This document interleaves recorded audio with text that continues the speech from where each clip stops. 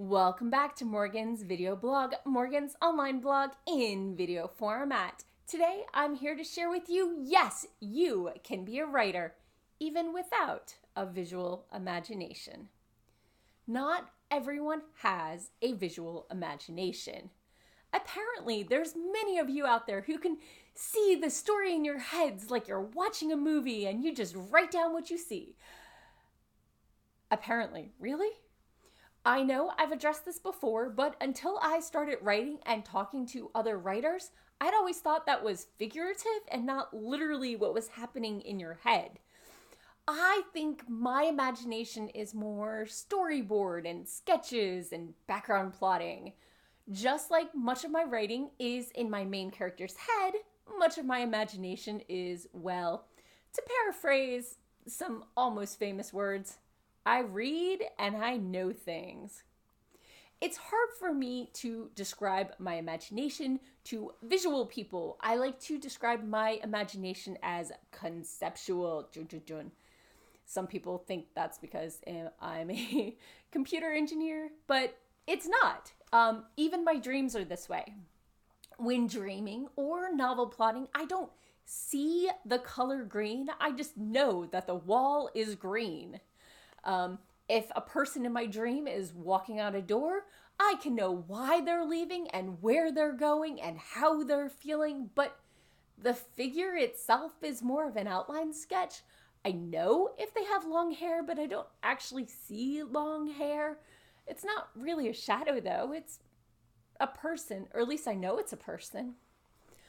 Now, I read ridiculously fast, about 100 pages an hour. Some of it, admittedly, is probably skimming, but I did spend several summers playing with my grandmother's Learn to Speed Read kit.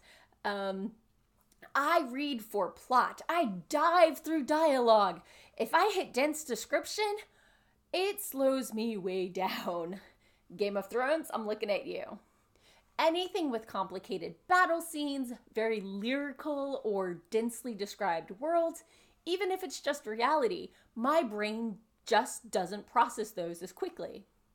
Luckily for me, all of this doesn't mean that I can't picture images in my head, but it does take a lot of focus. And I'm still not 100%, it's not me reading the image's legend and knowing what color goes where, or taking pictures that I've actually seen in real life and clipping them together like a bad Photoshop. All of this is probably a minor form of the condition aphantasia. If you have an imagination like me, check it out. So today I ran across a friendly blogger who took as a matter of course that writers can visualize like movies. So despite his very friendly post that I agreed with most of it, I had to correct him there. And he replied, accepting that not all writers were that visual.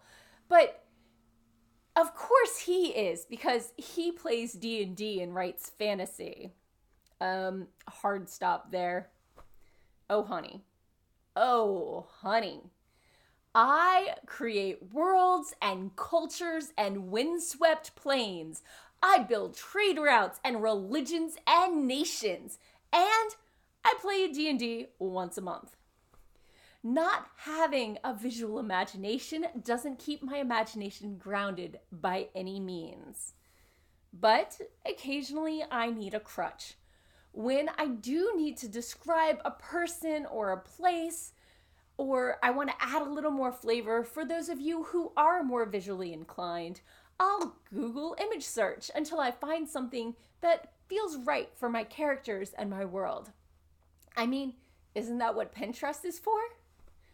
Do you have a visual imagination? Let me know how common it is. If not, how does your imagination manifest? Is it like mine or something else altogether? I'd love to hear it in the comments below. As always, feel free to subscribe and tune in next week for more writing tips and writerly musings. Bye-bye.